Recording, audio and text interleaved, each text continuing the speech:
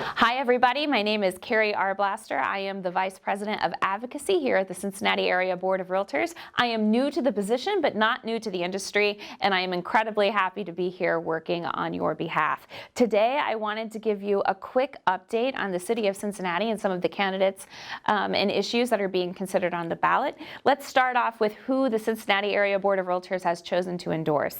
On the City Council side, as you know, there are 9 open seats. There's only one incumbent currently serving that is able to run for re-election. 4 of the people currently on council were all appointed, so this will be their first election. And we had a record number of people poll petitions and file to run for this race. So there's lots of people in the mix.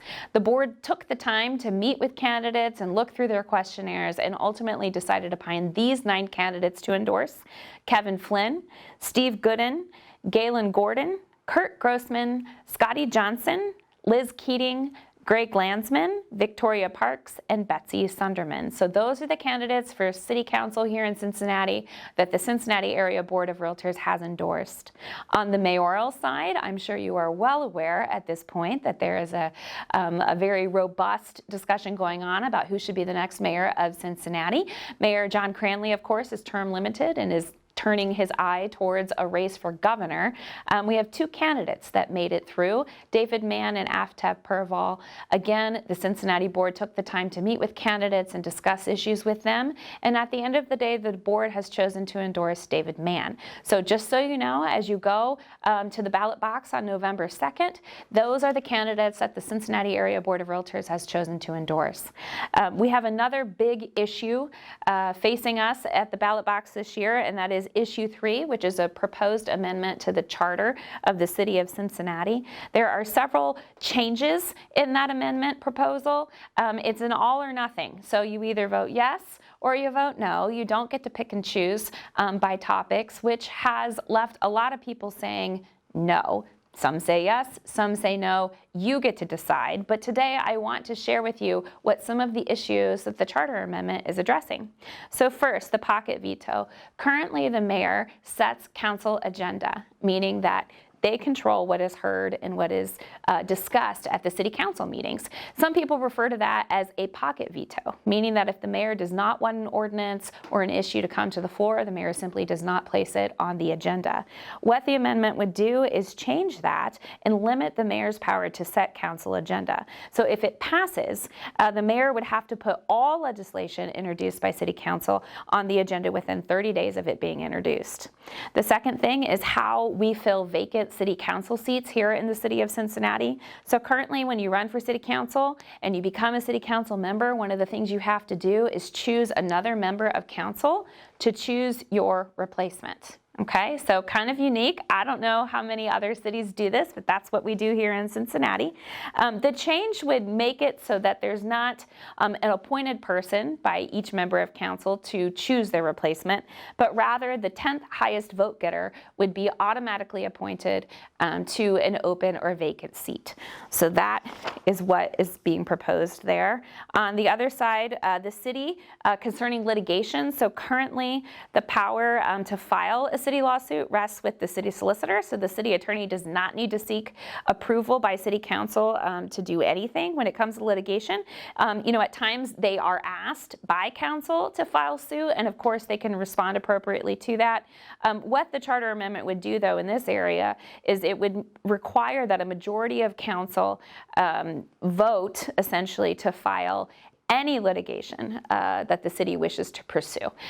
So some people have said this could really kind of choke up or clog up the business of the city if council is having to look at every single piece of litigation that the city is wanting to file. Fourth, there's a piece in the charter amendment that addresses residency. So currently there's really no stated residency requirement that has a specific minimum amount of time that a member of council or a mayor has to be in the city. It does require, though, that the candidates have to be a resident when they gather signatures to run. So that is already in place. What this amendment would do is change that, or I guess clarify that, so that a member of council or a mayor would have to be resident of the city for a full year prior to taking office. Okay.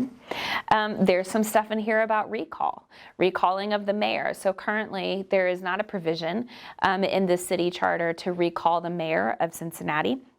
So what this would do is essentially mimic state law as it pertains to recall. So the recall would require a petition with signatures of the voters equal to 15% of the total of voters that cast in the most recent municipal election.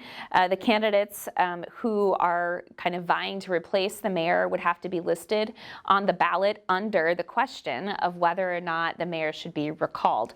So this is also kind of similar to what we just saw out in California with the recall election against Governor Gavin Newsom. So if you remember, maybe you don't, but the question on the ballot was, should the governor be recalled? And then underneath that, all of the candidates who were running to replace the governor were listed.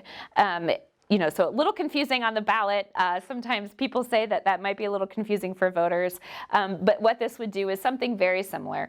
So it would ask the question whether or not the mayor should be recalled. It would list the candidates' names.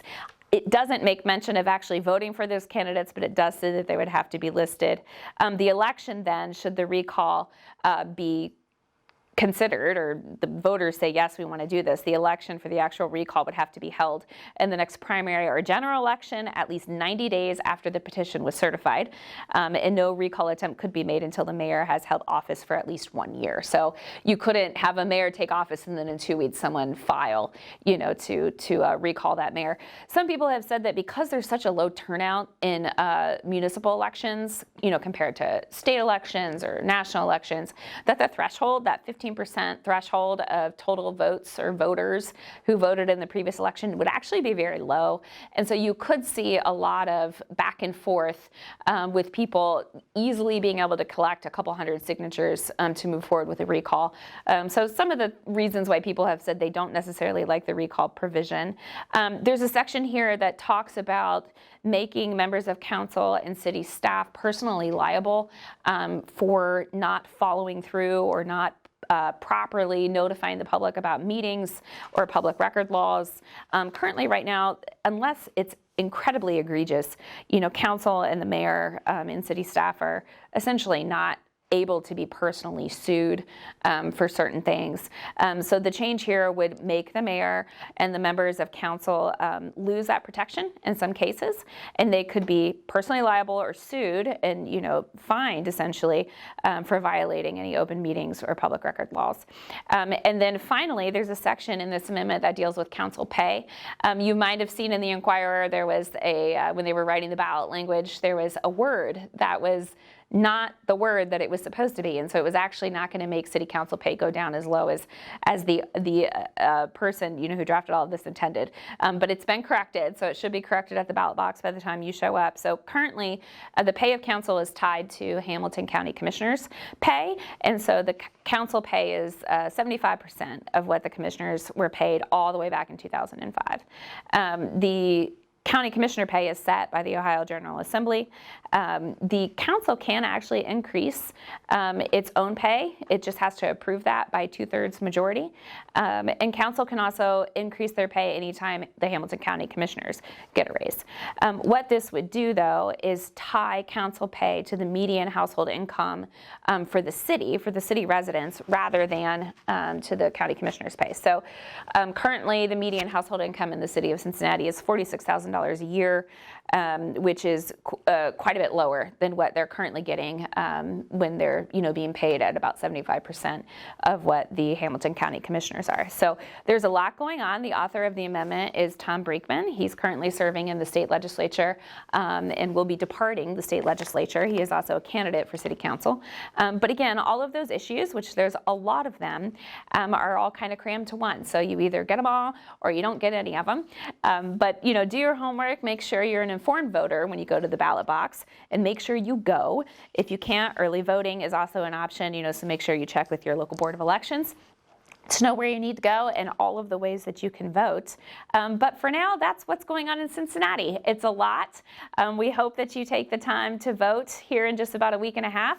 And of course, if you have any questions, please feel free to reach out to staff here, and we will see you again next time. Thanks.